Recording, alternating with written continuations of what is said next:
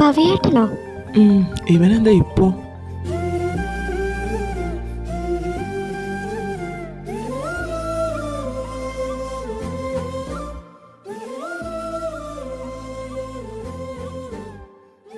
എന്താ ആദ്യേട്ടാ?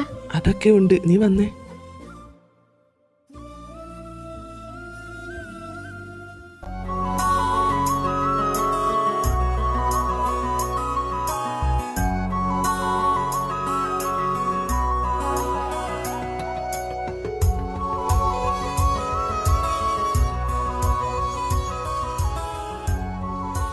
എന്താ പവി, നീ കാണണമെന്ന് പറഞ്ഞത്?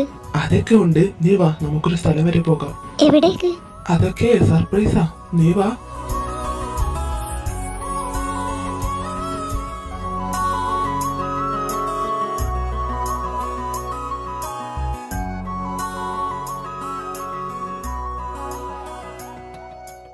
കൃഷ്ണ, സ്ഥലമെത്തി, വാ ഇറങ്ങാം. സത്യം പറ പവി, നീ എന്നെ ഇതിന്റെ മുകളിൽ നിന്ന് തള്ളി താഴെ ഇടാൻ പോവാണോ? ഞാനോ? പിന്നല്ലെങ്കിൽ ഈ ആളോ അനക്കമൊന്നും ഇല്ലാത്ത സ്ഥലത്ത് നീ എന്തിനാ എന്നെ കൊണ്ടുവന്നത്? അതൊക്കെ പറയാം, നീ ഇറങ്ങി വാ. നിന്നെ എന്തായാലും ഞാൻ കൊല്ലില്ല, പോരെ?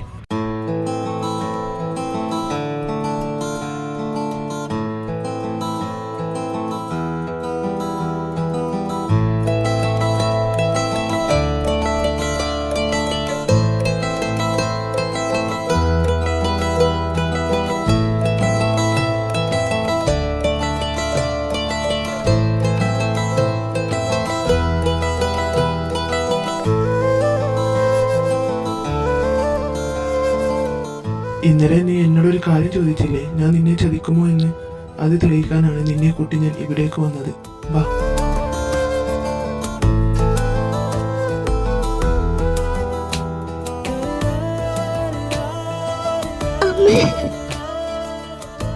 മോള് കരയാണോ? അയ്യേ, നാണക്കേട്. ഇന്നലെ നിന്റെ മാറ്റം കണ്ടപ്പോൾ തന്നെ എനിക്ക് സംശയം തോന്നിയതാ. അപ്പോഴാ പവിയുടെ കോൾ എനിക്ക് വന്നത്. അവനെല്ലാം എന്നോട് പറഞ്ഞു. വൈകിയാണെങ്കിലും എൻ്റെ മോൾക്ക് തിരിച്ചറിവ് വന്നല്ലോ. കൃഷ്ണ, ഇതാണ് എൻ്റെ അച്ഛൻ ശേഖർ.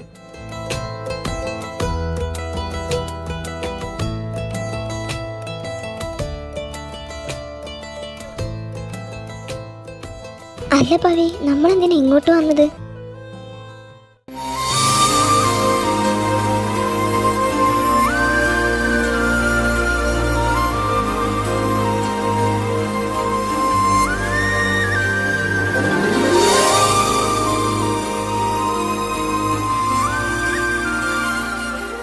അതെ, ഇത് കഴിഞ്ഞാണെങ്കിലും നമുക്ക് കണ്ണിൽ കണ്ണിൽ നോക്കി നിൽക്കാം. ഇതേ സമയം പോകുന്നു.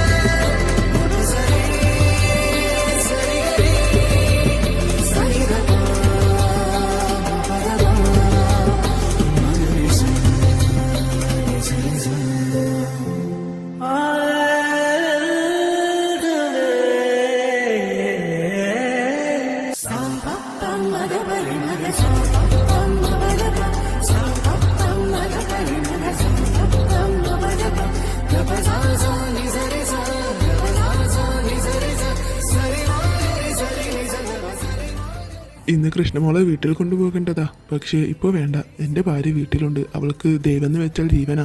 ഇവൻ മാറിയെന്ന് അവൾക്ക് ഇപ്പോഴും അറിയില്ല. അതുകൊണ്ട് എല്ലാം ഒന്ന് കലിങ്ങി തെളിയുന്നത് വരെ മോൾ അവിടെ തന്നെ നിൽക്കട്ടെ. അതുവരെ ആരും ഒന്നും അറിയണ്ട. അത് മതി.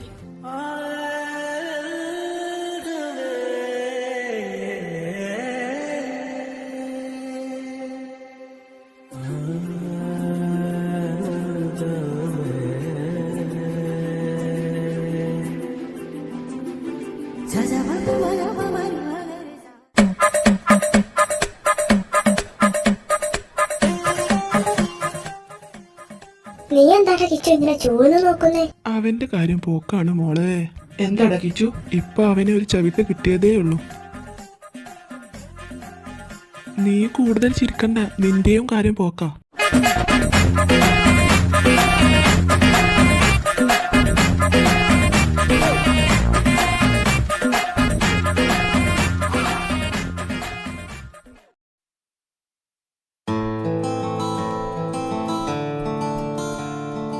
അല്ല ആദി, നീ എന്താ തിരികെ ഓഫീസിൽ പോകാതിരുന്നേ? ഓ, ഇന്നൊരു മൂഡില്ല. നീ തന്നെ ആണോ ആദി ഈ പറയുന്നേ? അതെ, തനു അച്ഛനെ കൂട്ടാൻ എയർപോർട്ടിൽ പോയി, അതാ അവനക്കൊരു മൂഡില്ലാത്ത. ഓ, നശിപ്പിച്ച്. എങ്കിൽ പിന്നെ നമുക്ക് ജോഹാനെ കാണാൻ പോകാം. അല്ല, അവനെന്തു പറ്റി? അയ്യോ, എന്നിട്ട് അവന്റെ കൂടെ ചാടിയ ആളെ കിട്ടിയോ? കിട്ടി. ഇന്നലെ വൈകിട്ട്. ഇപ്പൊ മോർച്ചറിയിലുണ്ട്. ആദ്യം വിച്ചുവും സിദ്ധുവും ഹോസ്പിറ്റലിലെത്തി. അകത്തേക്ക് കയറിയ ആദ്യം കൂട്ടരും കാണുന്നത് നിർബന്ധിച്ച് ജോഹാനെ ഫ്രൂട്ട്സ് കഴിപ്പിക്കുന്ന അവൻ്റെ അച്ഛനെയും അമ്മയുമാണ്. അവരെ കണ്ടതും അവർ സംസാരിക്കട്ടെ എന്ന് പറഞ്ഞ് അച്ഛനും അമ്മയും പുറത്തേക്കിറങ്ങി. അല്ലട ജോഹ, ഇതെന്താ നിനക്ക് കുഴപ്പമില്ലെന്ന് ഇവൻ പറഞ്ഞിട്ട് ഇവിടെ വന്നപ്പോ അറിഞ്ഞത് നീ ഐസിയുലായിരുന്നു എന്നാണല്ലോ. അതൊക്കെ എന്റെ ഒരു നമ്പറല്ലേ. കൂടെ ചാടിയ ഒരുത്തനെ കൊന്നിട്ടാണോടാ നിന്റെ നമ്പർ?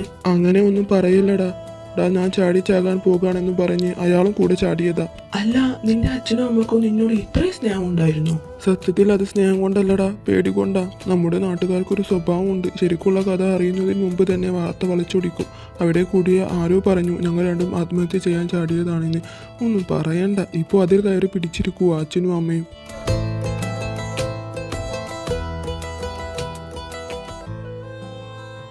എന്നാ പിന്നെ ഞങ്ങൾ ഇറങ്ങട്ടെ. എനിക്ക് ഡോക്ടർ ജോസഫിനെ ഒന്ന് കാണണം. നമ്മുടെ ഓഫീസിൽ വർക്ക് ചെയ്യുന്ന ഷാമിന്റെ അമ്മ ഇവിടെ ഉണ്ട്. ഞാനൊന്ന് വിവരം തിരക്കിയിട്ട് വരാം. എങ്കിൽ ഞാനും ഇറങ്ങാം. ആദ്യം നേരെ ഡോക്ടർ ജോസഫിന്റെ ക്യാബിനിലേക്ക് പോയി. അവിടെ പോയി വിവരം ചോദിച്ച് ഇറങ്ങിയതും അവിടേക്ക് ശങ്കർ വന്നു. ആദ്യയെ കണ്ട അയാൾ മറഞ്ഞു നിന്നു. ആദ്യ പോയതിനു ശേഷം ശങ്കർ ഡോക്ടർ ജോസഫിന്റെ അടുത്തേക്ക് കയറി. ഹേയ് ശങ്കർ, എത്ര ദിവസമായിട്ടോ കണ്ടിട്ട്? വാ ഇരിക്ക്. തിരക്കായിരുന്നു. അല്ല, അവനെന്തിനാ ഇവിടെ വന്നത്? ആര്? ആ ആനന്ദിന്റെ മകൻ ആദിക്. ആനന്ദിന്റെ മകനോ? അതോ മൂത്ത മോനാണോ? അല്ലടോ, അവൻ നടുക്കത്തെയാ. ഇതിന്റെ ഇളയത് രണ്ടെണ്ണം കൂടിയുണ്ട്. ആ, അതെനിക്കറിയാം. ഞാനാ അയാളുടെ വൈഫിനെ നോക്കിയത്. ഒരു ആണും ഒരു പെണ്ണുമല്ലേ? ഒരു കണക്കിന് പറഞ്ഞാൽ കഷ്ട അവരുടെ കാര്യം. എന്താ? അപ്പോ ഞാൻ കരുതിയതുപോലെ തന്നെയാണ് കാര്യങ്ങൾ. എങ്കിൽ ഞാൻ ഇറങ്ങാടോ, പിന്നെ കാണാം. ഓക്കേടോ, പിന്നെ കാണാം.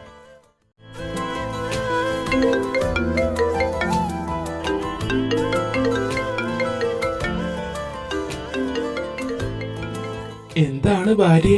അത് പതി, അയാൾ ഇവിടെ ഉണ്ട്. ഓ, ഈ കാലിനെ കൊണ്ട് ഞാൻ തോറ്റല്ലോ. ഞാനിപ്പോ വരാം. ഡി കൃഷ്ണ, അവൻ ഉണ്ടെന്ന് പറഞ്ഞിട്ട് താഴെ വണ്ടിയൊന്നുമില്ലല്ലോ. അത് പിന്നെ ഞാൻ നിന്നെ കാണാൻ വേണ്ടി കള്ളം പറഞ്ഞതാ. എങ്കിലേ മോള് വിധവാകാൻ വേണ്ടി കൂടി ഒരുങ്ങിയിരുന്നോ? കാണാനുള്ള ആഗ്രഹം കൊണ്ടല്ലേ പവി? അതുകൊണ്ടല്ല മോളെ, നിങ്ങളുടെ സെക്യൂരിറ്റി ഉറക്കമില്ലാതെ ഇതേ താഴെ അലിഞ്ഞു നടക്കുക. പോരാത്തതിന് ആ പൈപ്പ് വലിഞ്ഞു കയറി എന്റെ കയ്യും പോയി. സോറി പവി. അയ്യേ, പോട്ടെ. എന്നെ കാണാൻ വേണ്ടിയല്ലേ.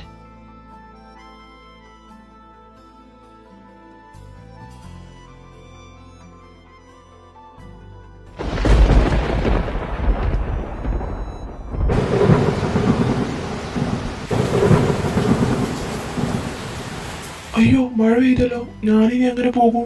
ഇനി പോകണ്ട പവി, നാളെ രാവിലെ പോകാം. നീ അത് തന്നെ പറയണം. നിന്റെ തന്തപ്പിടി കണ്ടാൽ തീർന്നു. പിന്നെ പൈപ്പിൽ വലിഞ്ഞു കയറാൻ എനിക്ക് പിന്നെ കൈ കാണില്ല. പറയുന്നത് കേട്ടാൽ തോന്നും പിന്നെ ജീവൻ കാണുമെന്ന്.